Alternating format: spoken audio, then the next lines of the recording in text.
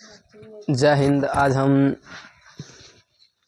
Class 12th का जो संगीत था उसका एपिसोड तीसरा लेकर के हम आ गए हैं, जिसमें कि दूसरा एपिसोड तक आप लोग को 10 तक क्वेश्चन बता दिया गया था संगीत का, ठीक ना।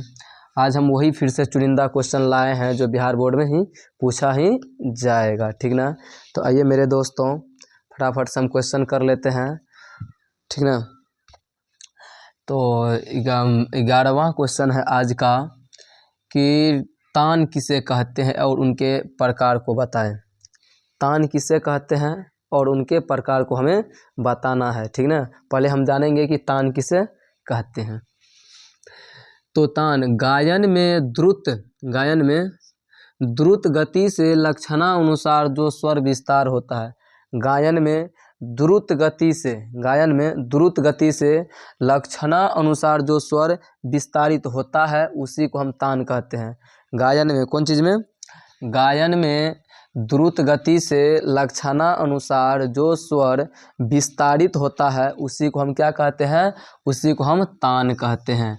फिर से देख लेंगे हम कि गायन में द्रुत गति से लक्षणानुसार जो स्वर विस्तार होता है उसी को हम क्या कहते हैं? तान कहते हैं। तान को तोरा भी कहा जाता है मेरे दोस्तों। तान को तोरा भी कहा जाता है। तान को क्या कहा जाता है? तोरा भी तान को कहा जाता है, ठीक ना। और तान के प्रकार इस प्रकार है। तान के कई प्रकार होता है, ठीक ना। उनमें से प्रमुख तान का जो प्रमुख प्रकार है उसको हम बताएंगे वह कौन सा प्रकार है। तो प्रमुख है तान के प्रकार में सबसे प्रमुख है सपाट तान। कौन सा तान है? सपाट तान। दूसरा है वक्र तान। दूसरा कौन सा तान है?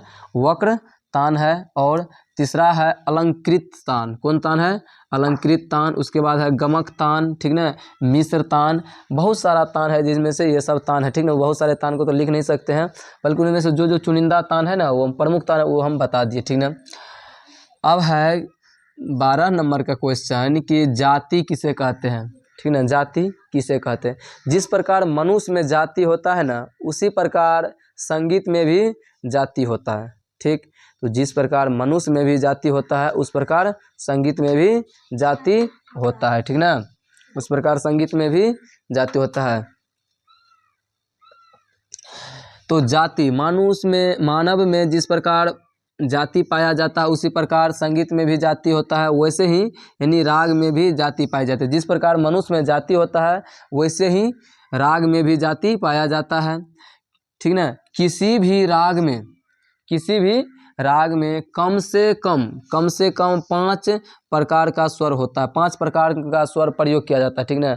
कम से कम कितना स्वर? 5 स्वर का प्रयोग किया जाता है। देखिए मतलब किसी भी जिस प्रकार मनुष्य में जाति होता है उस प्रकार संगीत में भी जाति होता है, ठीक ना। उसमें संगीत में भी क्या होते हैं? जाति पाई जाती है। राग में भी जाति पाए जाते हैं। किसी भी राग में कम से कम 5 स्वर का प्रयोग किया जाता है। कम से कम, उससे कम स्वर का प्रयोग नहीं किया जा सकता है। तो किसी भी राग में कम से कम 5 स्वर का प्रयोग किया जाता है। कितना स्वर का प्रयोग किया जाता है? 5 स्वर का प्रयोग किया जाता है। जिस राग में 7 स्वर होता है उस राग को संपूर्ण जाति कहा जाता है। जिस राग में 7 स्वर होता है उसे संपूर्ण राग कहा जाता है। उसे कौन सा और क्या कहा जाता है? उसे संपूर्ण जाति कहा जाता है। और जिसमें 5 से पाया जाता है उसको अलग कहते हैं। जिसमें 6 पाया जाता है उसको षट्ज कहते हैं, ठीक ना। और जाति का बात करिए, जो राग है ना, ये 7 गो नहीं, मतलब मिश्रित और करके संपूर्ण और मिला करके टोटल 9 गो जाति होता है। क्या गो जाति होता है? 9 गो जाति होता है। लेकिन हम यहाँ जानेंगे कि जाति कम से कम राग में 7 प्रकार का स्वर का प्रयोग किया जाता है। 5 प्रकार के स्वर का प्रयोग किया जाता है कम से कम, ठीक ना। और जिस राग में 7 स्वर का प्रयोग किया जाता है उसे संपूर्ण जाति कहा जाता है। जिस राग में 7 स्वर का प्रयोग किया जाता है उसे क्या कहा जाता है? उसे संपूर्ण जाति कहा जाता है, ठीक ना। संपूर्ण जाति का राग कहा जाता है। और स्वर के प्रयोग संख्या से ही जाति का निर्माण हुआ। स्वर के प्रयोग संख्या से ही जाति का क्या हुआ? निर्माण हुआ। तो जाति का निर्माण कैसे हुआ? संगीत में जाति का निर्माण कैसे हुआ? तो स्वर के प्रयोग संख्या से ही जाति का निर्माण हुआ है। ठीक ना। आगे हम देखेंगे कि अवरोह किसे कहते हैं। गणित में पढ़े होंगे आरोह अवरोही, आरोही क्रम अवरोही क्रम। देखिए यहाँ पे दिया गया क्या है कि अवरोह किसे कहते हैं, ठीक ना। तो अवरोह का अर्थ होता है नीचे उतरना या घटते क्रम में। अवरोह का क्रम का क्या अर्थ होता है कि घटते क्रम में या नीचे उतरना, और आरोह का काम होता है बढ़ते क्रम या ऊपर बढ़ना, ठीक ना, ऊपर बढ़ना या बढ़ते क्रम, ठीक ना। एक ही चीज़ हुआ कि कहता है कि अवरोह किसे कहते हैं, कौन चीज़, अवरोह किसे कहते हैं। आइए हम देख लेंगे कि अवरोह किसे कहते हैं। तो अवरोह का शाब्दिक अर्थ हम बता दें कि शाब्दिक अर्थ होता है उतरता हुआ क्रम। अवरोह का शाब्दिक अर्थ क्या होता है, उतरता हुआ क्रम, मतलब डाउन, नीचे जाते हुए। तो अवरोह का अर्थ होता है, शाब्दिक अर्थ होता है उतरता हुआ क्रम। राग में राग के चलन के अनुसार, राग में राग के चलन के अनुसार, राग में राग के चलन के अनुसार उतरते हुए क्रम को हम अवरोह कहते हैं। राग में राग के चलन, राग में राग के चलन के अनुसार, राग में राग के चलन के अनुसार उतरते हुए क्रम को, राग में राग के उतरते हुए क्रम को हम क्या कहते हैं, अवरोह कहते हैं। जैसे अपना लोग सीधा कैसे जानते हैं, सा रे ग म प ध नि, सा रे ग म प ध नि सा, लेकिन ये तो है अवरोह, मतलब उल्टा क्रम, उतरते हुए क्रम। तो उतरते हुए क्रम में क्या कहेंगे इसको हम, जैसे सा नी ध प म ग रे सा रे ग म प ध नि सा, ये हुआ सीधा। और ये उल्टा क्या हो जाएगा उतरते हुए क्रम में, सा नी ध प ग म रे सा नी ध प म ग रे सा, ये हुआ उल्टा क्रम यानी उतरते हुए क्रम, ठीक। अब है आरोह। आरोह का भी बता दें कि आरोह का मतलब होता है बढ़ते हुए क्रम या चढ़ते हुए क्रम। तो स्वर के चढ़ते हुए क्रम को हम क्या कहते हैं, अवरोह कहते हैं, ठीक ना। क्या कहते हैं, आरोह कहते हैं। स्वर के अवरोह किसे कहते हैं, कौन चीज, अवरोह किसे कहते हैं, तो स्वर के चढ़ते हुए क्रम को हम आरोह कहते हैं। स्वर के चढ़ते हुए क्रम को, स्वर के किस क्रम को, चढ़ते हुए क्रम को हम क्या कहते हैं, अवरोह कहते हैं। तो स्वर के चढ़ते हुए क्रम को क्या कहते हैं, आरोह कहते हैं। और यह क्रम प्रत्येक राग में होता है। और अवरोह जो है ना, आरोह ये प्रत्येक राग में ये क्रम होता है। तो स्वर के चढ़ते हुए क्रम को हम आरोह कहते हैं। यह क्रम प्रत्येक राग में होता है। ये यहाँ तक क्लियर हुआ। आइए हम 15 नंबर क्वेश्चन में देखते हैं कि अलंकार किसे कहते हैं, कौन सी, अलंकार। अलंकार का अर्थ होता है सजाना, सुसज्जित करना, ठीक ना। तो अलंकार हम किसे कहते हैं, अलंकार का अर्थ होता है आभूषण। सामान्य तौर पे अलंकार हम किसे कहेंगे, तो अलंकार का अर्थ होता है, सामान्य अर्थ होता है आभूषण। अलंकार का सामान्य अर्थ क्या होता है, आभूषण। अलंकार का सामान्य अर्थ क्या होता है मेरे बच्चों, आभूषण होता है। और अलंकार के द्वारा, कौन सी के द्वारा, अलंकार के द्वारा गायन वादन का, गायन एवं वादन का शोभा बढ़ता है। अलंकार के द्वारा, किसके द्वारा, अलंकार के द्वारा गायन और वादन का क्या बढ़ता है, शोभा बढ़ता है। क्या होता है, शोभा बढ़ता है। अलंकार के द्वारा गायन और वादन का शोभा बढ़ता है। और अलंकार को जो है ना संगीत में पलटा भी कहा जाता है। अलंकार को संगीत में क्या कहा जाता है, पलटा भी कहा जाता है। तो अलंकार को संगीत में पलटा कहा जाता है। अलंकार को संगीत में क्या कहा जाता है, पलटा भी कहा जाता है। समझ में आया होगा कि अलंकार किसे कहते हैं। अलंकार का अर्थ होता है आभूषण। अलंकार का अर्थ क्या होता है, आभूषण। और अलंकार के द्वारा गायन और वादन का शोभा बढ़ता है। अलंकार को संगीत में पलटा भी कहा जाता है। आइए हम 16 नंबर का क्वेश्चन देखते हैं। 16 में कहता है सरगम किसे कहते हैं। सरगम किसे कहते हैं, संगीत में सरगम का सबसे बड़ा मायने होता है, ठीक ना। संगीत सीखने से पहले हमें सरगम को सीखना पड़ता है, जानना पड़ता है कि सरगम क्या है। तो सरगम को हम जानेंगे क्या होता है सरगम। तो सरगम किसे कहते हैं, कौन चीज़, सरगम किसे कहते हैं। तो किसी राग के स्वरों की, किसी राग के स्वरों की वह मधुर रचना, किसी राग के स्वरों की, किसी राग के स्वरों की वह मधुर रचना जो किसी ताल के निबद्ध होती है, उसे सरगम कहते हैं। थोड़ा कैमरा हम नीचे कर लेते हैं ताकि दिखाई दे आप लोगों को बढ़िया से।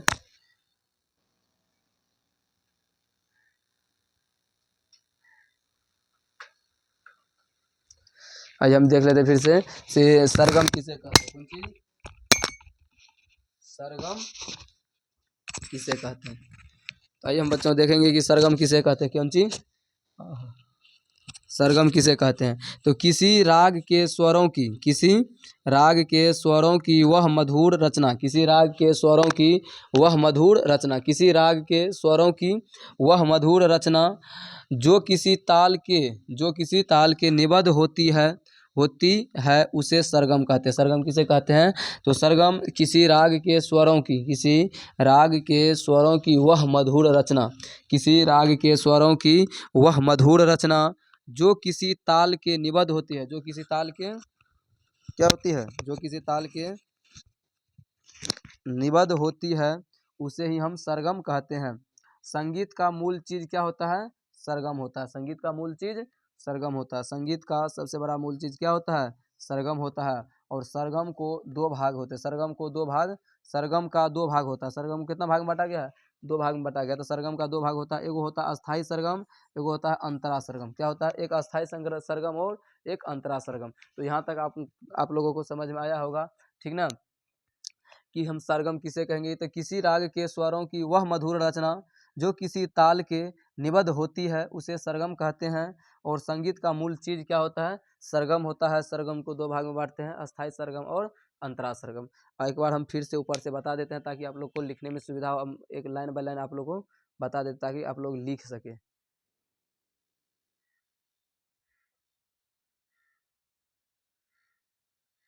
तो आइए हम देखते हैं ऊपर से एक बार, अब ताकि आप लोग लिख सकें कि तान किसे कहते हैं। कौन चीज? तान किसे कहते हैं एवं उनके प्रकार। तो गायन में द्रुत गति से लक्षणानुसार जो स्वर विस्तार होता है उसी को हम तान कहते हैं। तान को तोरा भी कहा जाता है। तान के प्रकार सपाट तान, वक्र तान, अलंकार तान, अलंकृत तान, गमक तान, मिश्र तान इत्यादि। अब है जाति किसे कहते हैं। कौन चीज? जाति किसे कहते हैं। तो मानव में जिस प्रकार जाति पाया जाता है वैसे ही राग में भी जाति पाया जाता है। किसी भी राग में कम से कम 5 स्वर का प्रयोग किया जाता है। जिस राग में 7 स्वर का प्रयोग किया जाता है उसे संपूर्ण जाति का राग कहा जाता है। और स्वर के प्रयोग संख्या से ही जाति का निर्माण हुआ है। ठीक। अवरोह किसे कहते हैं? तो अवरोह का शाब्दिक अर्थ होता है उतरता हुआ क्रम। और राग में राग के चलन के अनुसार उतरते हुए क्रम को हम अवरोह कहते हैं। जैसे सा, नी, ध, प, म, ग, रे, सा। ठीक। अब आरोह किसे कहते हैं? तो स्वर के चढ़ते हुए क्रम को आरोह कहते हैं। यह क्रम प्रत्येक राग में होता है। फिर है अलंकार किसे कहते हैं?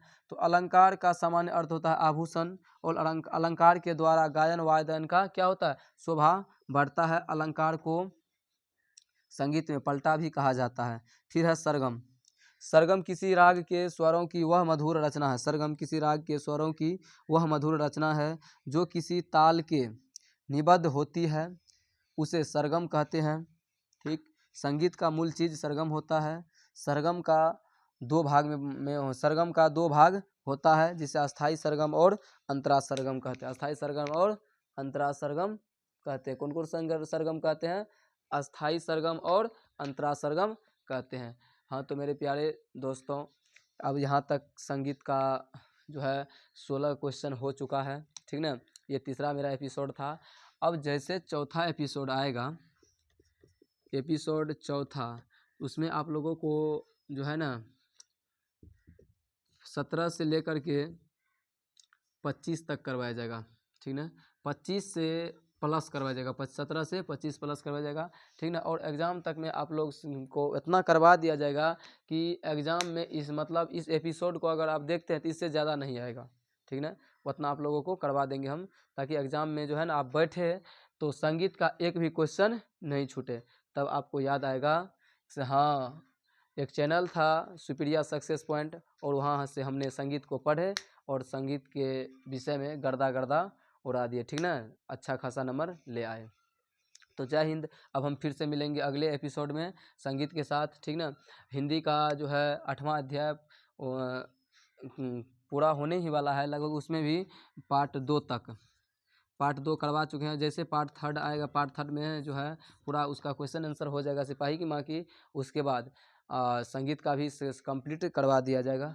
तो धन्यवाद। आप लोग मतलब वीडियो को देखिए, शेयर कीजिए, सब्सक्राइब कीजिए। अगर समझ में नहीं आता तो कमेंट कीजिए ताकि हम उसको फिर से बता सकें, और दूसरे को भी भेजिए, शेयर करते रहिए, सब्सक्राइब कर लीजिए चैनल को, ताकि जैसे हम यहाँ से वीडियो अपलोड करें आपके मोबाइल की घंटी टन टन टन तुरंत से बज जाए।